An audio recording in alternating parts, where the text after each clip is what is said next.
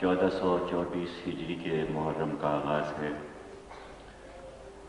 اور پاکستان کے تاریخی امام بارگاہ شاہ نجف میں آپ حضرات پہلی تقریر سماعت فرما رہے ہیں۔ یہ کراچی کا سب سے پہلا امام باڑہ ہے اور جو بنیاد رکھتا ہے اس کی اہمیت کبھی ختم نہیں ہوتی۔ پہلی اینٹ رکھنا سب سے مشکل کام ہے، بعد میں تو پھر دیوار اٹھی جاتی ہے۔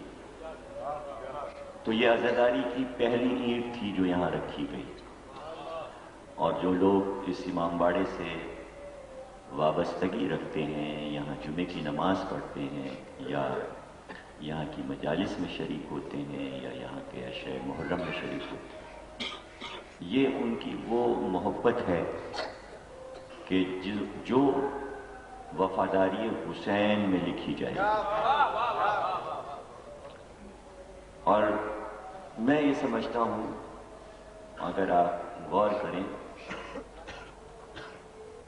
تو میں نے جب سے پڑھنا شروع کیا ہے تو ماشاءاللہ یہ 7واں برس ہے پڑھتے ہوئے۔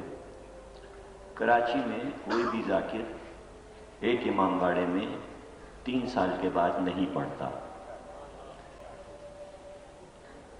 تو میرے لیے بہت سے رسک ہوتے ہیں جو میں خود ہی خطرے مول لیتا ہوں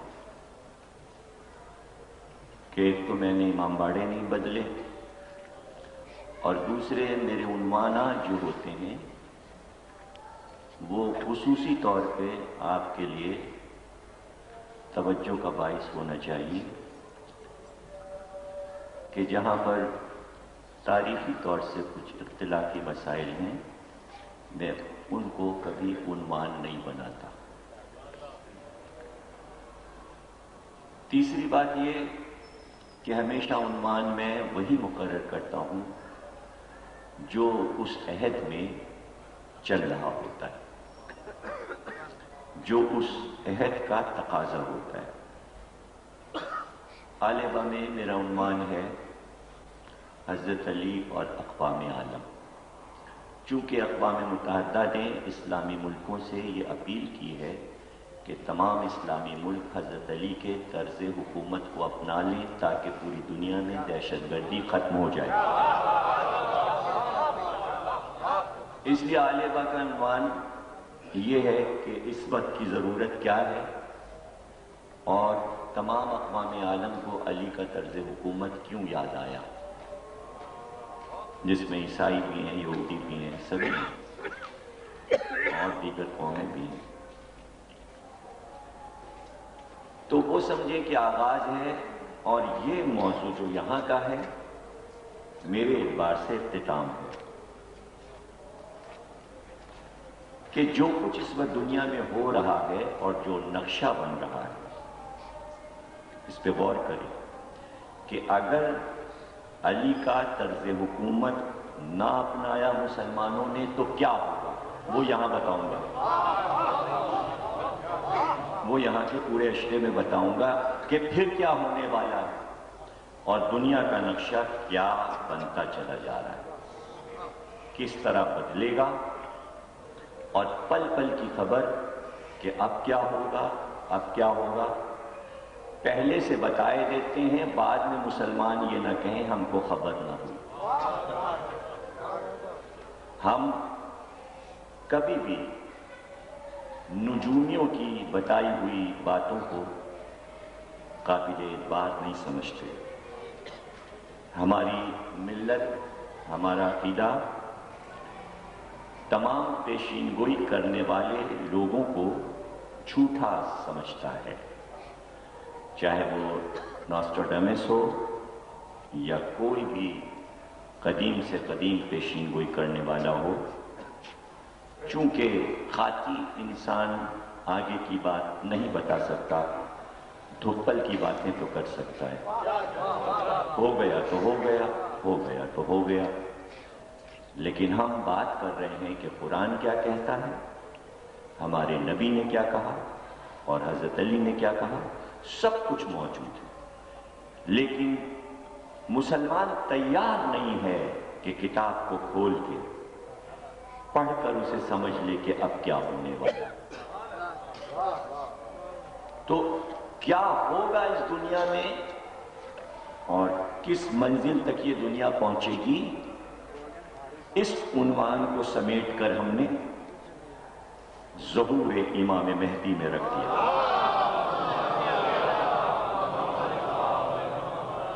اور یہ عنوان ظاہر ہے کہ ابھی بھی عالبہ میں نے کہا کہ سب سے بڑی ضرورت ہمارے ملک کو اتحاد بین المسلمین کی ہے،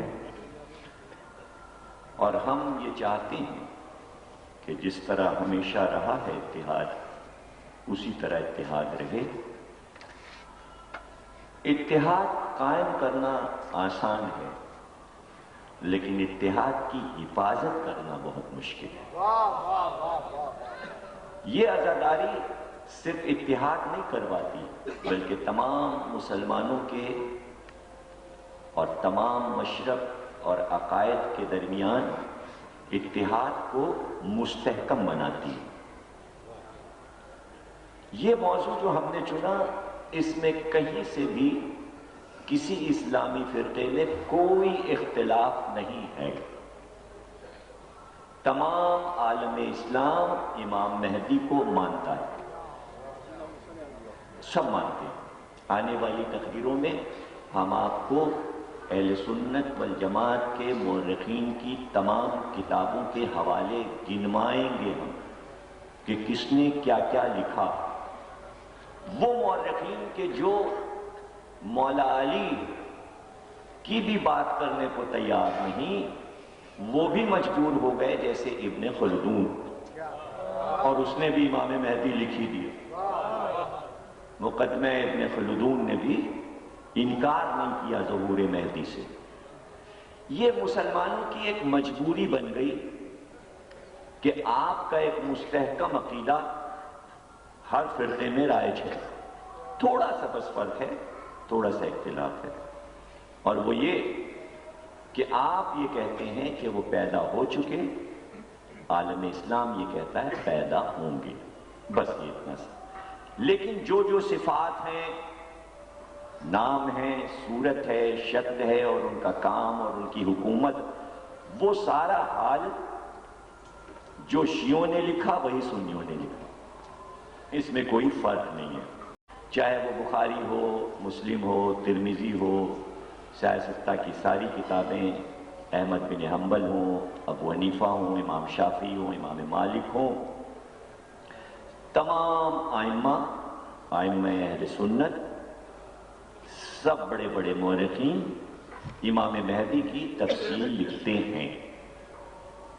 اس لیے اس میں کہیں سے بھی کوئی اختلاف نہیں ہے موضوع میں۔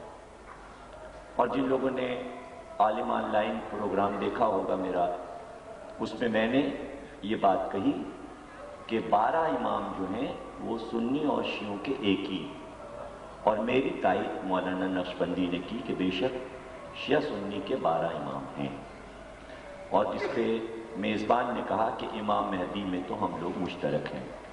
ایسی چیزیں دیکھا کیجیے اور یاد رکھا کیجیے۔ زیادہ ذہن ادھر جاتا ہے کہ کون عالم جواب نہیں دے پایا، لیکن جس نے دیا اس کا ڈسکس کوئی نہیں کرتا۔ ہاں انہوں نے تو دے ہی دیا جواب، نہ دیتے تو ہم کہتے۔ ایک مزاج ہے، ظاہر ہے کہ ہم عوام کا مزاج نہیں بدل سکتے، سب کے اپنے اپنے مزاج ہیں، سب اپنے اپنے مزاج کے مالک ہیں۔ تو جو نقشہ بنتا جا رہا ہے دنیا کا، اور مزید اس کے بعد کیا ہوگا، یہ گفتگو آئے گی،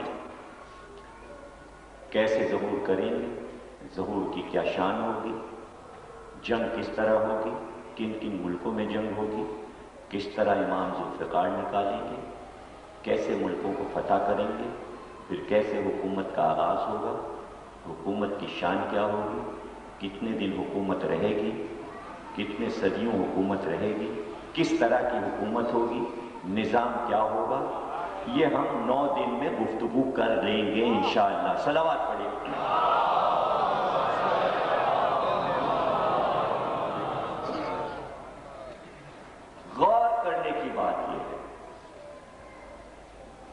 اہم ترین بات یہ کہ اس عقیدے کو سب نے کیوں تسلیم کیا؟ توجہ کیجیے گا، عالم اسلام کی نظر میں جب وہ ابھی پیدا نہیں ہوئے تو وہ امام کیسے بن گئے؟ چھوٹی چھوٹی باتیں سامنے کی ہیں، تمہید میں عرض کر دوں، سامنے کی باتیں توجہ ادھر نہیں جاتی، لکھتے سارے مورخین یہ امام مہدی، تو صرف نام لکھنے کی بات کر لیجئے کہ ایک بات تو عالم اسلام نے طے کر دیا کہ امام پیدا ہونے سے پہلے بھی امام ہوتا ہے۔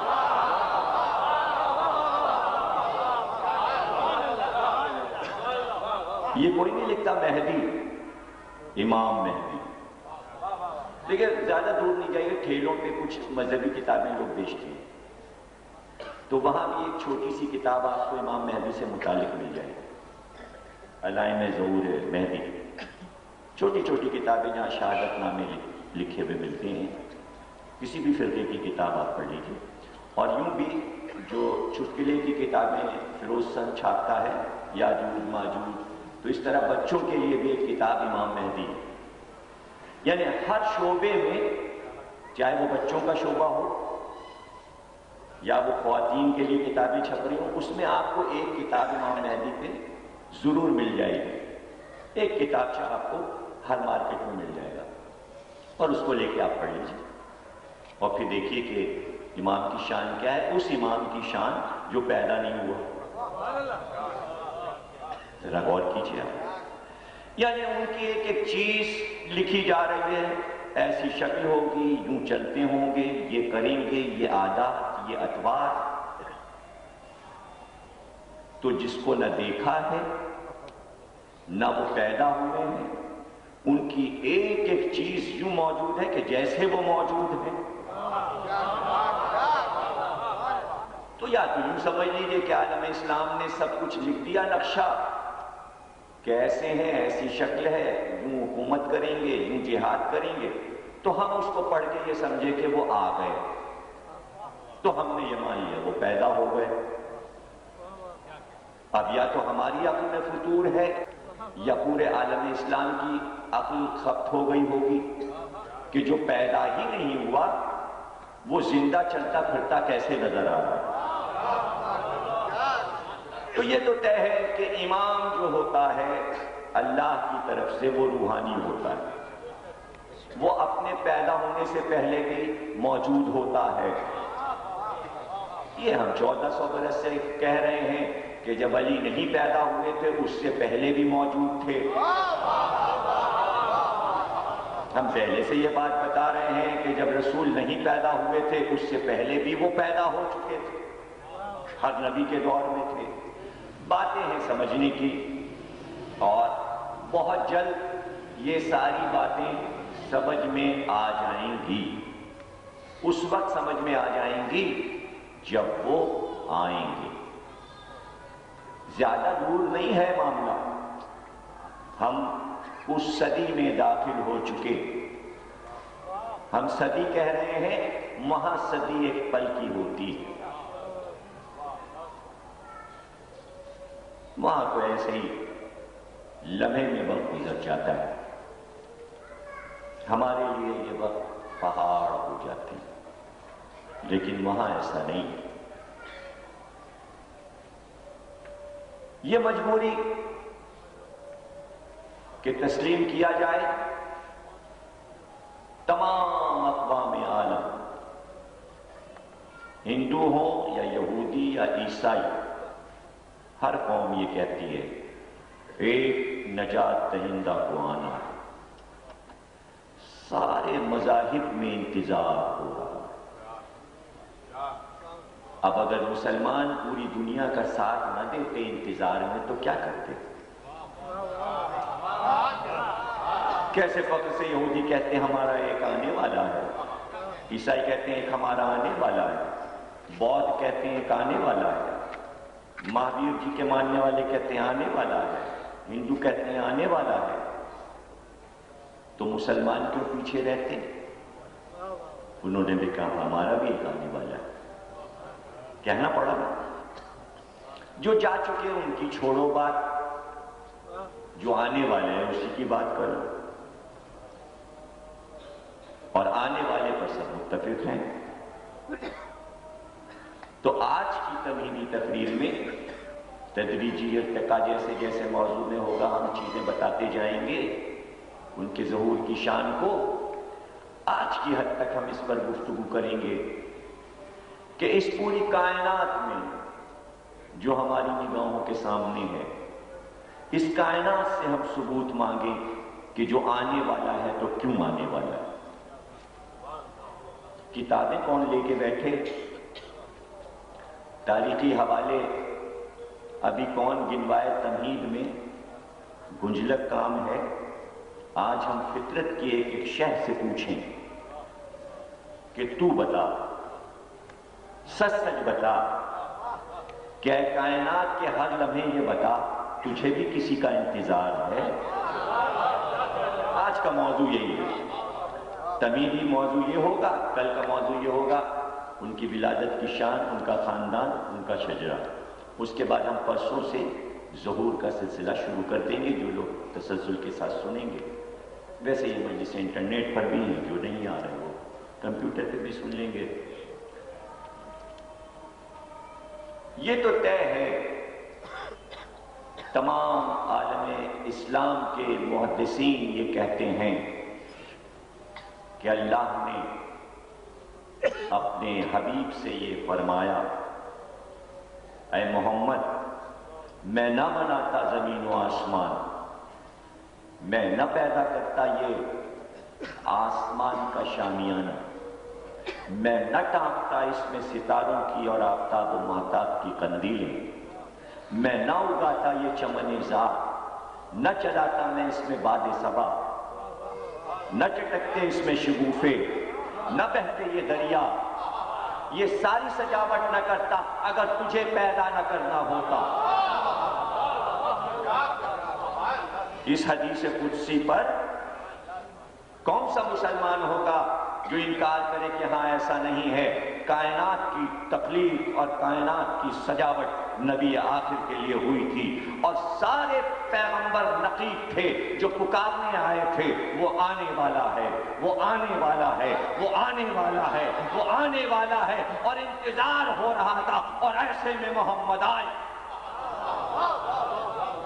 کائنات کو سجایا گیا، ان کے لیے سجایا گیا تھا.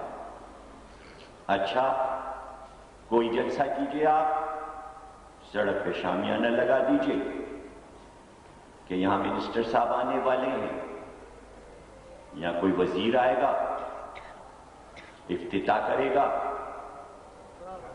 دل بھر کے محلے والوں نے سجاوٹ کی، ہمارے ہیں وزیر، ہمارے منسٹر صاحب ہیں.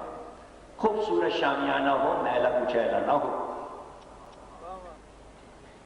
ٹیوب لائٹس فیوز نہ ہو جائیں، صاف ستھری ہوں، بلب بڑے بڑے ہوں، روشنی خوب ہو، چھنڈیاں لگائی جائیں، قمقمے لگائے جائیں، گملے رکھے جائیں، اچھے اچھے پودے ہوں، پیڑ ہوں، ایک تخت بچھایا جائے، اس پہ قالین، اس پہ کرسیاں رکھی جائیں، فرش بچھایا جائے، زمین پہ کرسیاں نہ رکھی جائیں، دل بھر کے سجاوٹ ہو.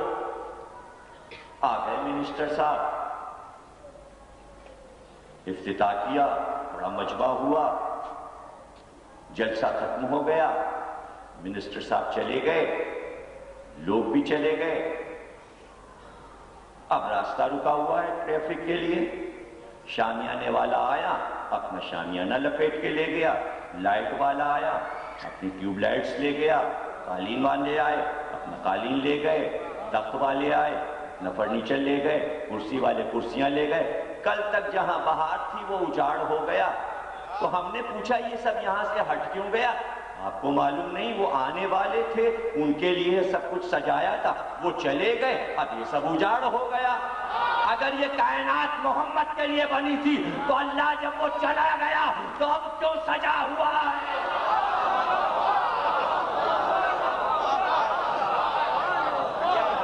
یہ شامیانہ کیوں لگا ہوا ہے؟ یہ اقوام عالم کے لیے لگا ہے، یہ کس کے لیے تم نے سجایا ہوا ہے؟ یہ چاند کو اس لیے روکا ہوا ہے کہ روس اور امریکہ کے راکٹ اس پہ جائیں، وہاں جا کے بمبارڈ کر دیں۔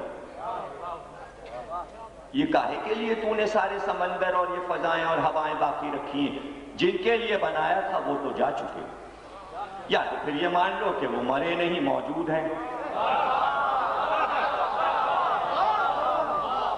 وہ یہی ہیں جن کے لیے بنی ہے دنیا، کہیں وہ تو اپنی قبر میں آرام کر رہے ہیں۔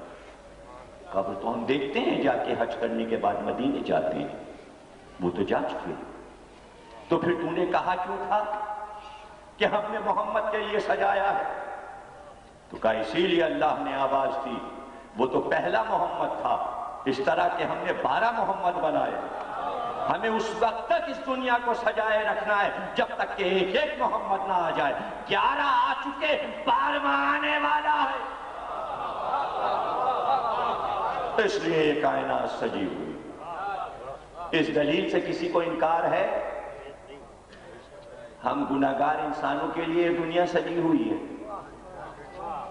نہیں، مہمان خصوصی کے لیے سجاوٹ ہوتی ہے، ہر ایک کے لیے نہیں ہوتی۔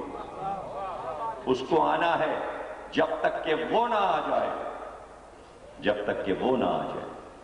اب یہاں پہ ہم تقریر کو روکتے ہیں، کچھ چیزیں چونکہ تمہید میں سمجھانا ہوتی ہیں، اس لیے ایک منزل سے گزر کے قریب ہونا پڑتا ہے۔ دیکھیے، دنیا کے سارے انسان کیا سب آرام اور سکون سے ہیں؟ نہیں۔ دنیا کی کوئی قوم، کوئی انسان ایسا نہیں ہے جسے کوئی دکھ نہ ہو، کوئی تکلیف نہ ہو، اور تکلیف بھی ایسی تکلیف جو اس کے قریبی انسان نے اسے پہنچائی ہے۔ دنیا میں عدالتیں بنی ہوئی ہیں، لوگ جا کے انصاف مانگتے ہیں۔ ہم پر یہ ظلم ہوا، جج صاحب انصاف کیجیے۔ اگر جج صاحب کیس کو سمجھ گئے، وکیل صاحب ہائی کورٹ پنجاب بیٹھے ہیں، ندیم شبلی صاحب، آپ دیکھیے پنجاب کا محرم چھوڑ کے آئے ہیں ہماری مجلسیں کرنے۔ اب ان محبتوں کو ہم کہاں رکھیں اور اپنے احباب کو بھی لائیں؟ اور پچھلے سال نہیں آئے تھے تو موبائل پہ تمام مجلسیں سنی، ٹیلی فون کے ذریعے۔ اب کی ماشاءاللہ آ گئے۔ وکیل صاحب بیٹھے ہیں، برا نہ مانے، اگر مخالف پارٹی نے کسی طرح کیس کو کمزور کروا دیا تو انصاف تو نہ ہو پایا۔ تو کیا دنیا کی کوئی عدالت یہ دعویٰ کر سکتی ہے کہ اس عدالت میں سچا انصاف ہوتا ہے؟ کوئی دنیا کی عدالت، کسی بھی ملک کی، کسی بھی قوم کی، بہت فیئر، مغرب کے ممالک کی عدالتیں بہت صاف ہیں، عدلیہ وہاں کی بہت صاف۔ پھر بھی یہ امکان ہے کہ عدل نہیں ہوا۔ جس کے ساتھ عدل ہو گیا اسے حق مل گیا، اور جس کے ساتھ عدل نہیں ہوا اسے حق نہیں ملا اور وہ مر گیا۔ تو کیا وہ حق سے محروم ہو گیا؟ بھائی یوں ہی سوچ لیں، کروڑوں انسان مظلوم مر گئے اور ان کو ان کے حقوق نہیں ملے۔ لاکھوں انسان بھوکوں مر گئے، ان پہ ظلم ہوا، میدان جنگ میں ظلم ہوا۔ ناگاساکی جاپان میں ایٹم بم گرا دیا امریکہ نے، لاکھوں انسان جھلس کے مر گئے۔ اب تک جاپان رو رہا ہے۔ پوری دنیا میں آج بھی دیکھ لیں، جہاں جہاں لڑائیاں ہو رہی ہیں، مظالم ہو رہے ہیں، بچے قتل ہو رہے ہیں، لوگ قتل ہو رہے ہیں، خون بہہ رہا ہے، کون سی عدالت انہیں انصاف دے گی؟ حاکم ہے اللہ، عادل ہے اللہ۔ جب عادل وہ ہے تو وہ عدل کیوں نہیں کر رہا سارے مظلوموں کے ساتھ؟ تو اسلام اور قرآن جواب دیتا ہے کہ جس کے ساتھ یہاں عدل نہیں ہوتا وہاں عدل ہوگا۔ تو وہاں کا اشارہ جب آپ نے کیا تو وہاں کا نمائندہ جو عدل کرنے آئے گا تو اس لیے ایک کو آنا ہے. اب سمجھے؟ جو مظلوم مر گئے ان کی داد رسی کے لیے ایک کو آنا ہے. تو پہلا جملہ جو آتا ہے کہ جب وہ آئیں گے تو دنیا کو عدل و انصاف سے بھر دیں گے، یہیں سے تو بات شروع ہو. پہلا تعلق جو ان کا ہوتا ہے یہاں سے شروع ہوتا ہے. جب وہ آئیں گے تو دنیا کو عدل و انصاف سے بھر دیں گے، اسی طرح جس طرح ظلم سے دنیا بھر گئی ہوگی. یہ تو جملے بچوں کے سنے ہوئے ہیں نا. وہ آئیں اس لیے آئیں کہ جو محروم رہ گئے ان کی داد رسی کو آئیں، ورنہ وہ پھر عادل نہ رہے گا. اس کو انصاف دلوانا ہے. اسی لیے ایک ایسے نمائندے کو رکھا گیا ہے کہ دنیا کے یہ انسان اللہ کے احکامات کے خلاف جب سرزنش کر لیں، بغاوت خدا سے کر لیں، تو انہیں سزا دینے کے لیے اسی دنیا میں ایک نمائندہ آئے. آپ کہیں گے اس کے لیے تو محشر ہے، قیامت ہے. بھائی قیامت دوسرا مسئلہ ہے. قیامت میں روحوں سے سوال ہوگا، جسموں سے نہیں. اس جسم و جسمانیت کے ساتھ جو مظالم کیے گئے ہیں ان میں فیصلہ ہو اسی دنیا میں، اسی زمین پر. پہلے یہاں کا فیصلہ ہو جائے، پہلے یہاں کا عدل ہو جائے. اب دوسرا رخ تھا، اب یہ ایک اور رخ دیکھیے، اس پہ بھی غور کیجیے. تمیدی تقریر ظاہر ہے کہ میں سمجھا رہا ہوں تاکہ ہمارا موضوع واضح سے واضح تر ہوتا جائے. ایک کتاب، آخری کتاب قرآن اللہ نے نازل کی. اس سے پہلے توریت، زبور، انجیل، پھر قرآن. اور ہر نبی کو ایک ایک صحیفہ دیا. تمام انبیاء صحف کے مالک. اور اس نے اپنی بھیجی ہوئی کتابوں میں یہ لکھ دیا کہ اس دنیا کو کس طرح چلانا چاہیے. یہ ہمارا آئین ہے، یہ ہمارا دستور ہے. سارے انسانوں نے دستور بدل دیے. توریت والے توریت کے کہنے پہ نہیں چل رہے، انجیل والے انجیل کے کہنے پہ نہیں چل رہے، زبور والے زبور کے کہنے پہ نہیں چل رہے. مجھے نہیں معلوم چوتھی کتاب پر چل رہے ہیں یا نہیں، یہ تو آپ بہتر جانتے ہیں. ہو سکتا ہے کچھ چیزوں پہ چل رہے ہوں اور کچھ پہ نہ چل رہے ہوں. سب کچھ چھوڑیے، ایک چھوٹی سی مثال دے دیں. قرآن میں سود تو حرام ہے نا. مجھے نہیں معلوم کہ اسلامی ملک قرآن پہ چل رہے ہیں. کچھ ایک آدھ چیزیں تو مس ہو گئی ہیں. ہاں میں نے ایک آدھ کہا تھا کہ ذرا زیادہ برا نہ مانے آپ لوگ، ورنہ بہت کچھ. بھائی انصاف سے بتائیے، جو خدا اپنے نظام پر اس دنیا کو چلانا چاہتا تھا، کیا وہ یہ نہیں چاہتا کہ میرے نظام پہ یہ دنیا چلے؟ آپ اپنی پسند کو تو اولا رکھیں اور اللہ کی پسند ابتر ہو جائے معاذ اللہ، تو وہ کسی بات کا انتظار کر رہا ہے نا. تو جس طرح آپ منتظر ہیں اسی طرح وہ بھی منتظر ہے، اسی طرح مہدی بھی منتظر. اللہ کو بھی انتظار ہے کہ اب تم اپنی دنیا چلا کے دیکھ لو. اب تم اپنی دنیا چلا کے دیکھ لو. ایک دن وہ آئے گا کہ ہم تمہیں دکھائیں گے خدائی نظام کیسے چلتا ہے. خدائی نظام کیسے چلتا ہے. پروردگار شروع سے ہی جب سے آدم آئے تھے اسی دن سے تو نے یہ کیوں نہیں مقرر کر دیا تھا کہ تیرا ہی نظام چلے. سوال میں سوال تو نکلتے ہیں بھائی، چاہے الجھن بڑھ جائے ہم کیا کریں. 1,24,000 انبیاء تو نے ان انسانوں کو سدھارنے کے لیے بھیجے. اول منزل میں کیا معاذ اللہ تیری طاقت میں کوئی کمی تھی؟ تیری قدرت میں کوئی کمی تھی؟ کروڑوں فرشتے تیرے پاس، اربوں فرشتے تیرے پاس، آخر وہاں کا بھی نظام تو تو چلا رہا ہے نا؟ وہاں تو کوئی گڑبڑ نہیں ہوتی، وہاں کوئی بغاوت نہیں ہوتی، وہاں کوئی جنگ نہیں ہوتی، وہاں کوریزی نہیں ہوتی، وہاں بے انصافی نہیں ہوتی۔ تو جب وہاں کا نظام اتنا اچھا چل رہا ہے، جو نظام ہمیں نہیں نظر آتا کہ وہ اوپر ہے کہ نیچے کے کہاں ہے، قرآن میں ہے، اس سے انکار نہیں، قرآن میں وہ نظام ہے۔ تبھی تو کہتے ہیں دو عالم، تو ایک عالم نگاہوں سے پوشیدہ ہے، اسی طرح یہاں کا بھی نظام چلا دیتا، کیا مشکل تھا؟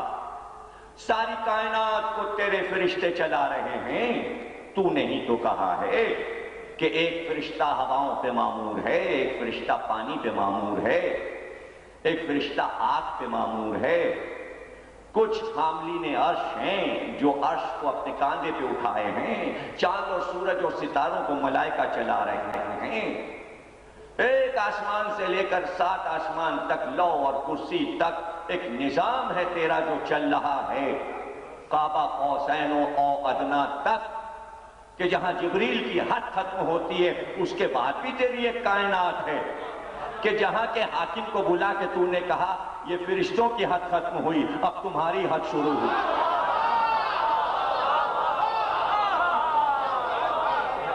تو جب وہاں کا نظام تیرا اس طرح چل رہا تھا تو اسی حاکم سے کہتا کہ ہم تمہاری مدد کریں گے، فرشتے آئیں گے اور سارا انتظام ہو جائے گا۔ کیا مشکل تھا پروردگار؟ نبی نے کہا نماز پڑھو، کچھ نے پڑھی کچھ نے نہیں پڑھی۔ یہ تو تیرا نظام کیسا ہے؟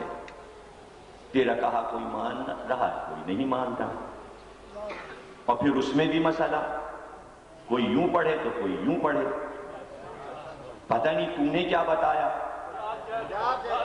کچھ سمجھ میں نہیں آ رہا کہ تو نے کیا بتایا، فیصلہ نہیں ہوگا۔ اگر صحیح تو یہ نظام رائج کروا دیتا جبریل امی یا میکائیل کے ذریعے تو اس میں اختلاف نہ ہوتا، اور کوئی چھوڑتا نہ، اس یہودی نہیں پڑھ رہے، عیسائی نہیں پڑھ رہے، زیادہ اکثریت ان کی ہے جو نہیں پڑھ رہے۔ تو کیا تیرے اختیار میں نہیں تھا کہ تو اس کو رائج کر دے؟ تیری عبادت، تیری اطاعت، تیرا سجدہ، کچھ نے کیا کچھ نے نہیں کیا، کچھ نے انکار کر دیا، خود تیرے ہاں شیطان نے انکار کر دیا، تو نے اس کو بھی چھوڑ دیا۔ کہا تو پھر سوچ لو، جب اس کو چھوڑ دیا، جب سب سے بڑے کو چھوڑ دیا تو چھوٹوں سے کیا مطلب؟ تو پھر کچھ سمجھا دے۔ تو ہی کہتا ہے پروردگار کہ ہر انسان پہ ہم نے 2 فرشتے مقرر کیے ہیں، ایک دائیں ایک بائیں، ایک نیکی لکھتا ہے ایک بدی لکھتا ہے، اس میں بھی ڈیوٹیاں بدلتی ہیں، صبح ہوتے ہوتے وہ جا رہے ہوتے ہیں اور دن کے فرشتے آ رہے ہوتے ہیں۔ تو یہ طے ہے کہ ہر انسان پہ 4 فرشتے ہیں۔ بھائی جلدی جلدی بولیے گا، پوری دنیا میں کتنے انسان ہیں؟ کتنے؟ 6 ارب۔ 6 ارب انسان ہیں، تو 6 کو 4 سے ضرب دیجئے، 24 ارب فرشتے تو صرف آپ پر لگے ہوئے ہیں۔ اتنا بڑا نظام ہے تیرا کہ ایک ایک انسان کی نگرانی، اتنا قیمتی ہے انسان کہ 4 فرشتے تو نے ڈیوٹی پہ لگائے ہوئے، باڈی گارڈ ہیں ہر انسان کے ساتھ۔ شان تو دیکھو انسان کہ ملائکہ خادم بنے ہوئے ساتھ چل رہے ہیں، نوٹنگ کرتے ہوئے۔ وزیر اعظم کے ساتھ ڈائری لے کے چلتا ہے اس کا پی اے، اب کہاں کا پروگرام ہے، اب کہاں بھائی جا کے بیٹھنا، اب کہاں اترنا۔ یہاں ہر انسان وزیر اعظم بنا ہوا ہے، اس کا پورا ٹائم ٹیبل لکھا جا رہا ہے، رات کے 2 اور دن کے 2 اور اس کے بعد جب وہاں پہنچے اندھیرے گھر میں تو وہاں بھی استقبال کے لیے 2۔ کیا شان ہے انسان کی پروردگار، جب 24 ارب فرشتے تو اس روئے زمین پر بھیج کر ڈیوٹی لگا رہا ہے، ایک اور سب پہ لگا دیتا، اس کا کام صرف یہ ہوتا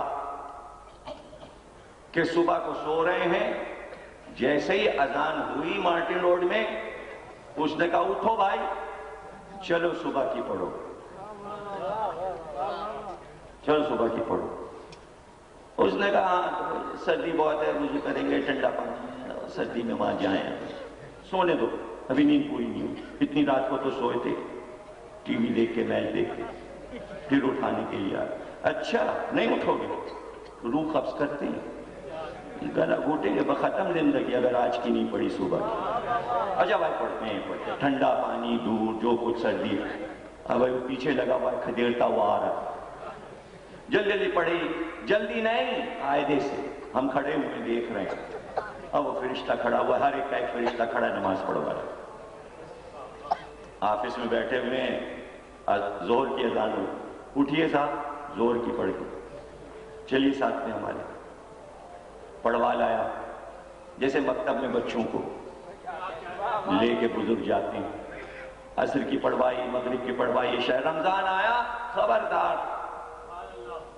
پردے کے پیچھے کچھ نہ ہو، ہم ادھر بھی ہیں ہم ادھر بھی، پورے روزے رکھنے، بہانہ کوئی چلے گا نہیں، ورنہ روح قبض کر لی جائے گی۔ موت کے خوف سے کون نہ نمازیں پڑھتا، اور کون نہ روزے رکھتا، اور کون نہ زکوٰۃ نکالتا، اور کون نہ خمس دیتا، عدل ہی عدل پوری دنیا میں ہو جاتا، ایک ایک فرشتے سے کام لے لیتا، جب 4 یہ ہیں، 2 قبر میں ہیں، 6 یہ ہیں، تو ایک اور کا اضافہ، ساری دنیا کا نظام صحیح ہو جاتا۔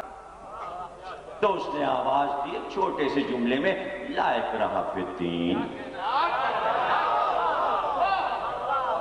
ہمارے دین میں جبر نہیں ہے، ہم نے اسے خود مختار بنایا۔ اللہ بھی انسان کی خود مختاری، اختیار ساری کائنات کا دے کر صرف آزمایا ہے، امتحان کی گھڑیاں ختم ہونے والی، لیکن جب امتحان ہو چکا ہوتا ہے تو پھر فیصلے کی گھڑی آتی ہے، اسی فیصلے کا نام امام مہدی ہے۔ صلوات پڑھیے۔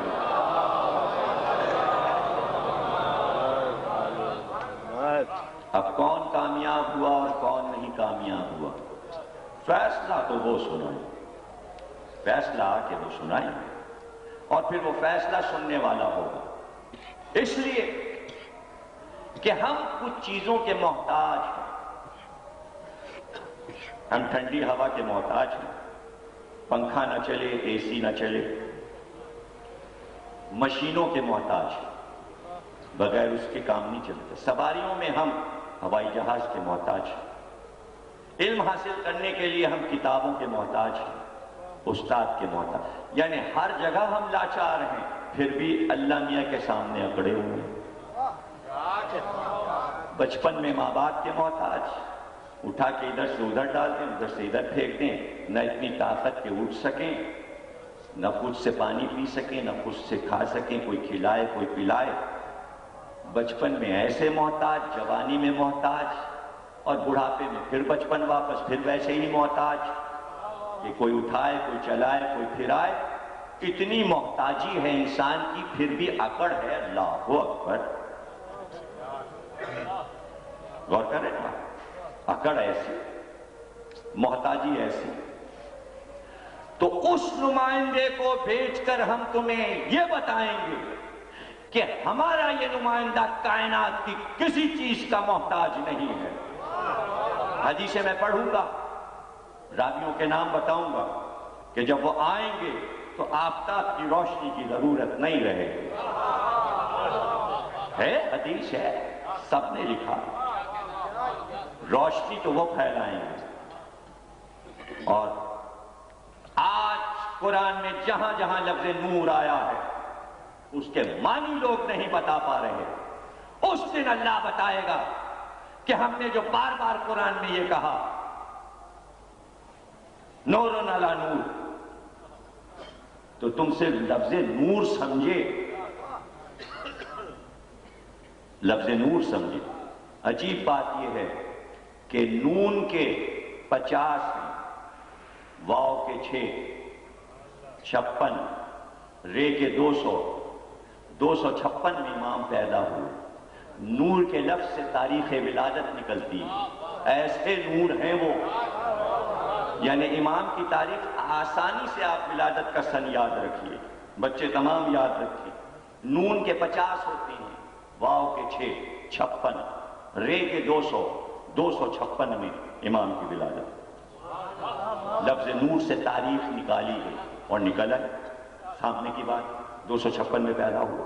ایسا نور مجسم، اور تم سائنس کی ایک ایک چیز کے محتاج، سائنس کی ہر ترقی ان کے آتے ہی جامد ہو جائے، دم توڑ دے گی۔ یہ فضا کے ہوائی جہاز، یہ ٹینک، یہ توپ، یہ تلوار، کوئی آلات سائنس کام نہیں کریں گے، اور دنیا کے جتنے علوم ہیں سب فنا کر دیے جائیں گے۔ نہ فقہ کا علم رہے گا، نہ علم کلام رہے گا، نہ فلسفہ رہے گا، نہ منطق رہے گی، نہ میتھمیٹکس، نہ سائنس، سب ایسے غائب ہو جائیں گے کہ جیسے تھے ہی نہیں۔ کیوں؟ امام مبین میں ہم نے کائنات کا ہر علم رکھ دیا۔ معنی بتائے گا اللہ کہ اس کو کتاب دیکھنے کی ضرورت نہیں ہے کہ فقہ کی کتاب پڑھ کر فیصلہ کرے۔ جو ہم نے کہہ دیا یہ ہے فقہ، جو ہم نے کہہ دیا یہ ہے علم کلام، جو ہم نے کہہ دیا یہ ہے فلسفہ۔ یعنی کائنات کی کسی چیز کے محتاج امام مہدی نہیں ہوں گے، کائنات ان کی محتاج ہوگی۔ اور امام کی ایک تعریف یہ ہے کہ امام عوام سے احتیاج نہ رکھے بلکہ عوام اس کے محتاج ہوں، اسے کہتے ہیں امام۔ ایسا نہ ہو کہ امام کسی بچے کے جواب کا محتاج ہو، کہ امام بچے سے یہ کہے پھسلن ہے کہیں بارش میں گر نہ جانا پھسل کے، اور بچہ کہے میں تو گرا گرنے دیجئے، آپ نہ گر جائیے گا، اگر آپ گر گئے تو پوری قوم پھسل گئی۔ دکھاتے ہیں اس جملے کے فلسفے کا محتاج ہے انسان۔ بچہ بھی جواب دے سکتا ہے، دلیل قائم کر سکتا ہے۔ ہمارا امام جسے آنا ہے وہ کسی چیز کا محتاج نہیں۔ سواریاں اس کی اپنی، جسے آپ ہوائی جہاز کہہ رہے ہیں اس کا نام آپ نے ایروپلین رکھا ہے، سواریاں ان کے پاس موجود ہیں۔ آپ جسے پانی کا جہاز کہہ رہے ہیں، بحری بیڑے کہہ رہے ہیں، وہ ان کے پاس موجود ہیں، وہ ان کے اشاروں پہ چلتے ہیں، وہ مشین سے نہیں چلتے۔ تاریخ سے پوچھنا ہو تو سلیمان سے پوچھو کہ تخت سلیمان ہوا کے دوش پہ کیسے اڑتا تھا، سلیمان پرندوں کی بولیاں کیسے۔ یہ نمونے سب خدا پہلے دکھا چکا تاکہ انسان کو قبول کرنے میں تکلف نہ ہو۔ سب انجیل، توریت، زبور اور قرآن میں موجود ہے، تاکہ تم دیکھو محاورہ نہیں ہے صرف کہ شیر اور بکری ایک گھاٹ پانی پئیں گے۔ یہ محاورہ سمجھانے کے لیے حدیث کا سب سے عمدہ محاورہ ہے کہ جب وہ آ جائیں گے تو شیر اور بکری ایک گھاٹ پر پانی پئیں گے۔ یہ لطیفے بچوں کو پہلے سمجھائے جاتے تھے کہ شیر نے بکری سے کہا یہ ہمارا گھاٹ ہے، ہم تجھے پانی نہیں پینے دیں گے، کہانیاں ہیں۔ انسانوں کو سمجھانے کے لیے حدیث میں یہ جملہ ہے۔ مطلب یہ کہ آج آپ کے سامنے کیا مسئلہ ہے؟ سب سے بڑا مسئلہ پانی کا ہے۔ جو زیادہ طاقت رکھ رہا ہے وہ زیادہ پانی کو قبضے میں رکھ رہا ہے، اور جو کمزور ہیں وہ اپیلیں کر رہے ہیں ہمارا پانی چھوڑ دو۔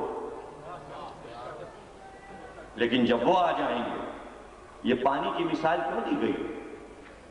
اس لیے کہ پانی اللہ کا تخلیق کیا ہوا ہے، اور اس نے کہا تھا صالح پیغمبر کے زمانے میں کہ جتنا حق اس پر انسانوں کا ہے اتنا ہی اونٹنی کا بھی ہے، لیکن انسانوں نے جانور کے حق کو تسلیم نہیں کیا اور اسے قتل کر دیا۔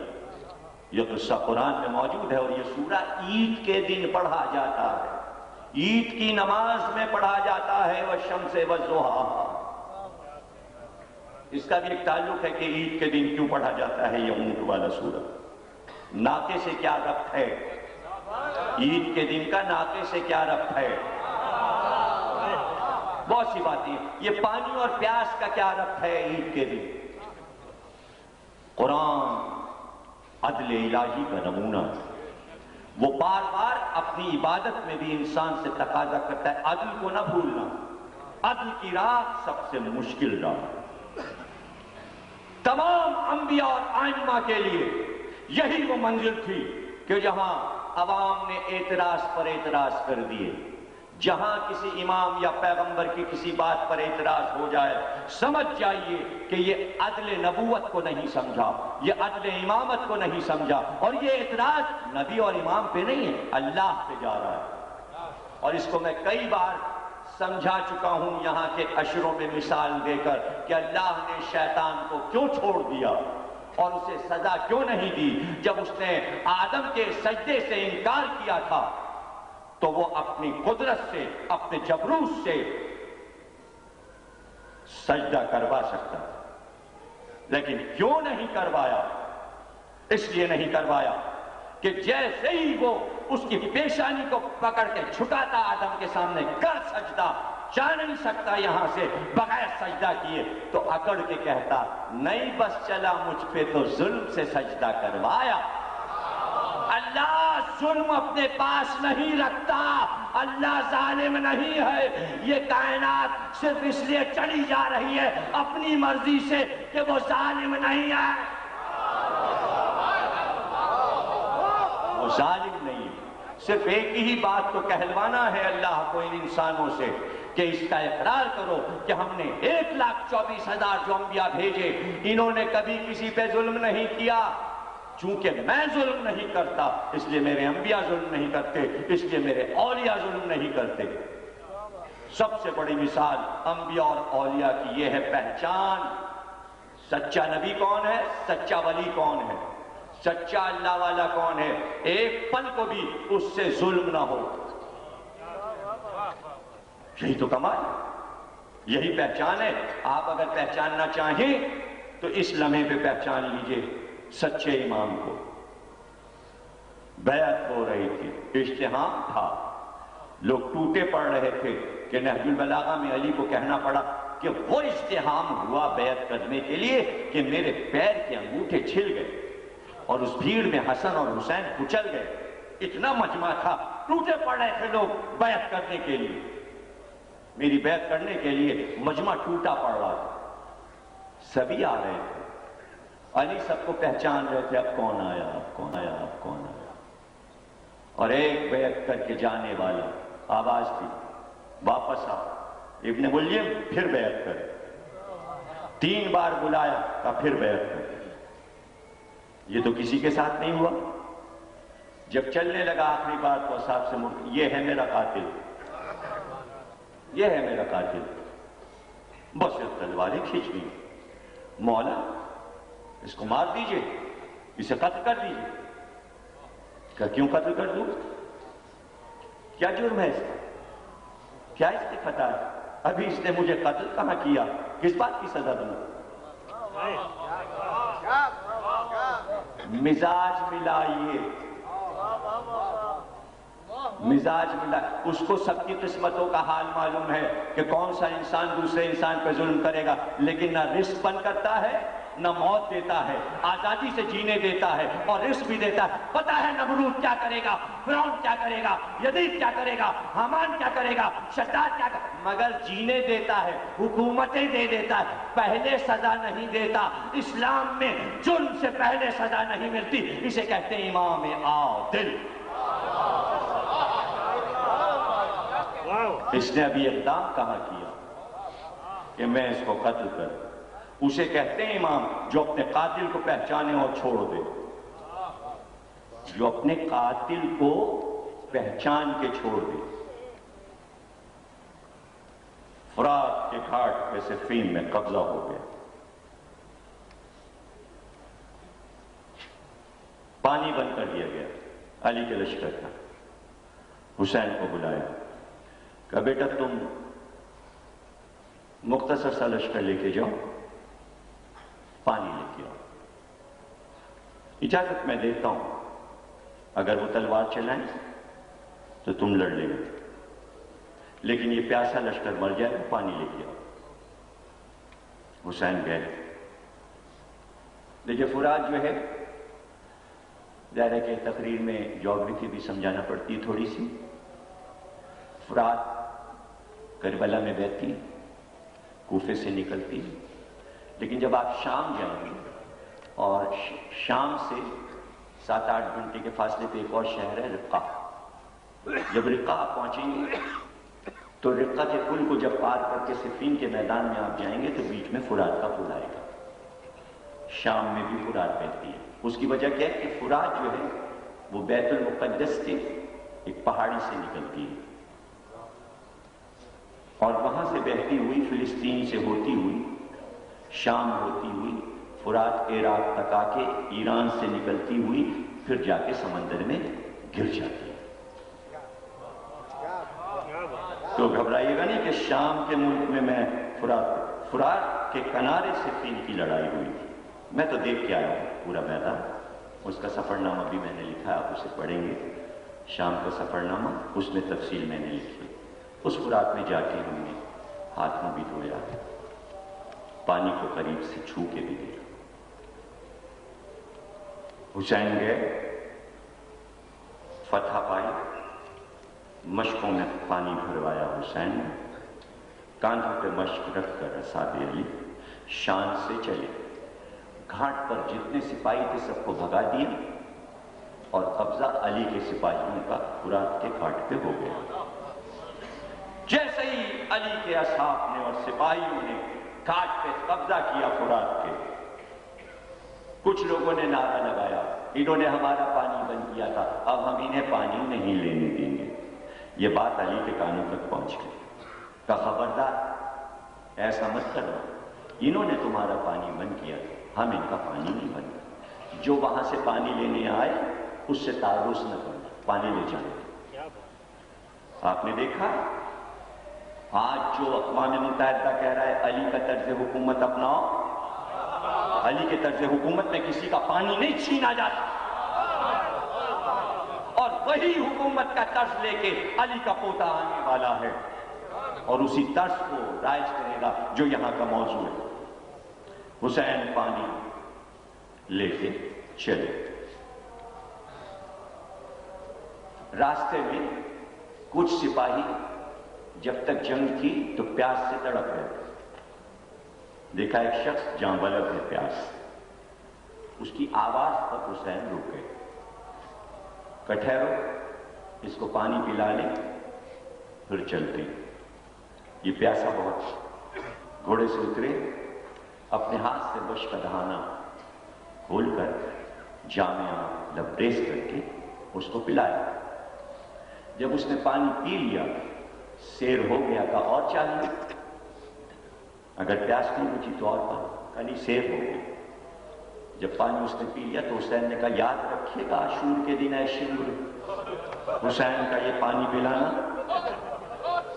اسے کہتے ہیں امام عادل، یہ ہے امام عادل۔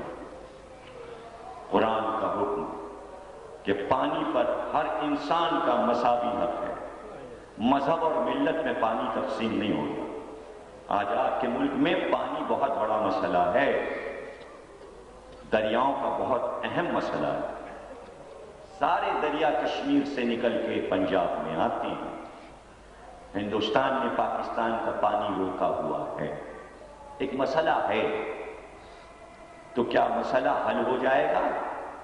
اور ایسے پوری دنیا میں پانی کا مسئلہ ہے، جب تک امام نہیں آئیں گے یہ مسائل کیسے حل ہوں گے؟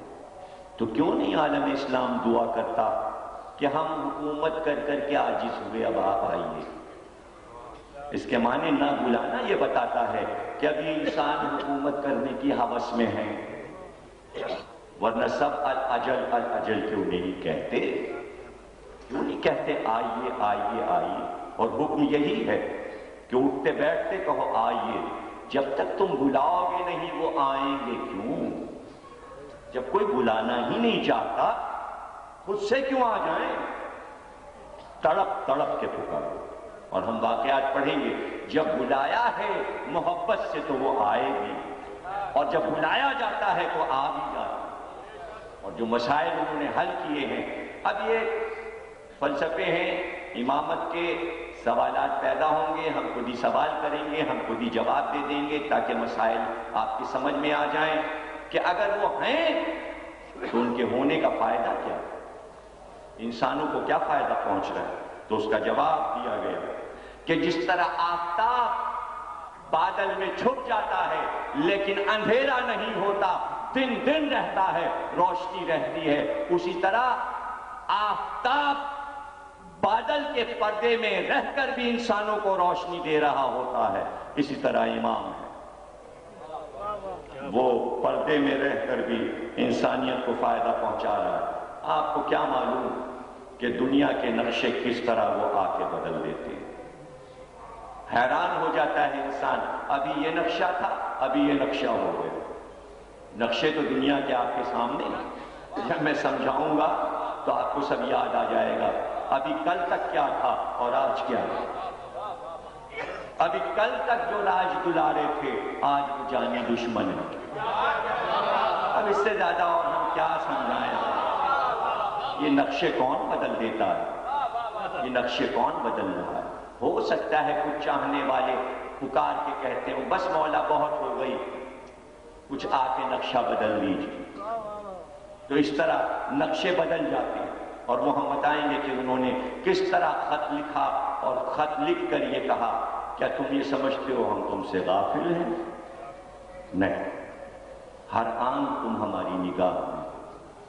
اور یقین کرو یہ جملہ بہت قیمتی ہے آپ کے لیے، اسے بنا کے تعویذ گلے میں لٹکا لیجیے. اس جملے امام زمانہ کا یہ جملہ اپنے تعویذ میں لٹکا لیجیے. فرمایا کہ اگر ہم تم پر نظر عنایت نہ رکھتے تو آج اس روئے زمین پر تمہارا وجود نہ ہوتا، تمہیں فنا کر دیا ہوتا اس دنیا نے. تم جو باقی ہو لاکھوں دشمنوں کے درمیان میں، یہ ہماری نظر عنایت ہے، یہ ہماری نظر عنایت. ہم تمہیں ہر وقت دیکھتے رہتے ہیں اور اپنی حفاظت میں رکھتے ہیں. ہاں، جیسا کہ ابھی جعفری صاحب نے فرمایا کہ ہمارا سرپرست موجود ہے، ہمارا اور امام تمام انسانوں کا سرپرست ہوتا ہے. ہم خوش قسمت ہیں کہ وہ ہمارے سر پر ہے. ہر دور کا امام سرپرست ہے. ہو گئی تقریر، وقت تقریباً کامل ہوا. تمہیدی تقریر تھی، کل انشاءاللہ عرض کریں گے تفصیل سے، اور اس کے بعد موضوع اپنی منزل تک پہنچے گا. حسین اپنے عہد میں سرپرست تھے، علی اپنے عہد میں سرپرست تھے. کہتے ہیں کہ عجیب نقشہ تھا 28 رجب کو کہ حسین کے گھر کے سامنے کی گلی میں بے انتہا مجمع تھا.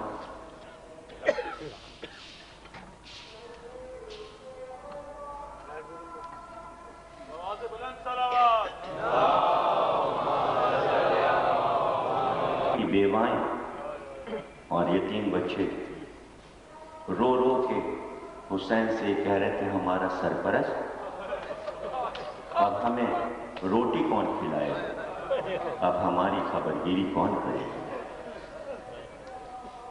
ایک فریاد تھی کہ ہمارا امام جا رہا. بڑا شور تھا اور راوی کہتا ہے، اور یہ روایت جناب ام سلمہ سے بھی ہے، کہ جس دن رسول دنیا سے اٹھے اس دن مدینے میں اتنا گریہ ہوا تھا، یا پھر ہم نے اس دن دیکھا جس دن حسین مدینے سے نکلے. اللہ بہو گئی تقریر. چند لمحوں کی زحمت، قافلہ آگے بڑھ چکا تھا. عباس چاہتے تھے کہ گھوڑے پہ سوار ہو جائیں کہ اس مسرہ کا پردہ ہٹا، ایک کنیز سیاہ چادر اوڑے باہر آئی اور کہا شہزادے آپ کی مادر گرامی ام البنین آپ کو بلا رہے۔ عباس ماں کی خدمت میں آئے، کامہ رخصت کر چکی تھی، پھر یاد کیا کہاں بیٹا ایک بہت ضروری بات کہنا ہے، اور وہ یہ کہ عباس تمہارے ساتھ یہ حسین نہیں جا رہا، یہ فاطمہ کی روح جا رہی ہے، یہ فاطمہ کی جان جا رہی ہے۔ اے عباس حسین کو میں تجھ سے لوں گی، حفاظت میں کمی نہ ہو۔ آنکھ سے چند آنسو عباس کے ٹپکے، باہر آئے، گھوڑے پہ سوار ہو گئے، بدو جملے۔ تقریر ہوئی، کل مسائل میں بھی ربط رہے گا انشاءاللہ، جیسا کہ ہر سال رہتا ہے کہ میں ربط کے ساتھ مسائل پڑھتا ہوں۔ قافلہ آگے بڑھا، ایک گرد سی اٹھی، تیز گھوڑے تھے، اونٹ تھے، قافلہ آگے بڑھا، سرحد مدینہ سے، وسیل مدینہ سے قافلہ کچھ دور آگے بڑھ چکا تھا، اور آخری بار عباس نے، ہاتھ میں پرچم تھا، گھوڑے پہ سوار تھے، کہ کہیں کوئی کمی تو نہیں۔ پہلے آگے گئے، پورے قافلے کو دیکھتے ہوئے، اونٹوں کی قطاروں کو، پانی کی مشکیں موجود ہیں، غلام چل رہے ہیں، اسباب، چھولداریاں، قناتیں سب موجود ہیں۔ اس کے بعد دوبارہ سامنے سے ہو کر آگے آگے حسین چل رہے تھے، حسین کا طواف کرتے ہوئے پھر واپس ہوئے، پھر اس طرف سے نگرانی کرتے ہوئے پیچھے کی طرف۔ اب جو قافلے کے آئے تو دیکھا، عجیب عالم دیکھا کہ ایک بچی روتی ہوئی اور یہ کہتی ہوئی بابا ایک بار اور۔ تیز گھوڑے کو عباس نے پھر دوڑایا اور حسین نے کہا آقا قافلے کو روک دیجئے۔ کہا کیوں عباس، اب تو ہم چل چکے، تیاری سب مکمل تھی۔ کہا آقا قافلے کے پیچھے پیچھے سغرا روتی ہوئی آ رہی، سغرا آ رہی، روکو قافلے کو روکو۔ حسین عباس کے ساتھ واپس چلے، دیکھا ام البنین، ام سلمہ، تمام بنی ہاشم کی بیویاں سغرا کو سنبھالے، قافلے کے پیچھے پیچھے، قافلے کے پیچھے پیچھے روتی ہوئی سغرا کو لیے۔ کیا بات ہے سغرا، ہم تو رخصت ہو چکے تھے تم سے۔ کہا بابا ایک بار اور علی اصغر کو دکھا دیا، میں اپنے ننھے بھائی کو ایک بار اور دے۔ اسی وقت غلاموں کو بلایا، کہا قناتیں لگا دو، رباب کا اونٹ لاؤ، یہاں پہ روکو، رباب کی سواری اتارو، ہماری اتارو۔ ناقے کو روکا گیا، کہا رباب سغرا آ رہی ہے، کہتی ہے ایک بار علی اصغر کو اور دکھا دو۔ سغرا آئی، علی اصغر کے قریب آئی، سغرا کی خوشبو پائی، ام رباب کے گوشت سے ہمک کر علی اصغر سغرا کی گود میں آئے، سغرا نے لپٹایا، پیار کیا۔ اب علی اصغر سغرا کے کاندھے سے لپٹے ہیں، بڑی دیر ہو گئی۔ حسین نے کہا سغرا قافلہ چلنے میں دیر ہو رہی ہے، لاؤ علی اصغر کو لاؤ۔ تو دو قدم سغرا پیچھے ہٹی، کہا بابا چھین کے نہ لیجیے گا، اگر اصغر خود آ جائے تو لے جائیے، میری گود سے چھینیے گا نا علی اصغر۔ کہا نہیں سغرا، ہم علی اصغر کو تمہاری گود سے چھین کے نہیں لیں گے۔ پھوپھی آئی، آؤ علی اصغر، کاندھے سے سر نہیں ہٹایا۔ ماں نے پکارا، علی اصغر نے سر نہیں اٹھایا۔ حسین ایک بار قریب آئے، جھک کر علی اصغر کے کان میں کچھ کہا، ایک بار علی اصغر چوک کر سغرا کی گود سے حسین کی گود میں آ گئے۔ کہا بابا یہ بتائیے میرے ننھے بھائی سے کیا کہہ دیا؟ کہ سغرا اتنا کہا ہے کہ اگر تم نہیں جاؤ گے تو کربلا میں ہرملا کا تیر کون کھائے گا اور محشر میں نانا کی امت کو کون بخشے گا؟ ماتم حسین حسین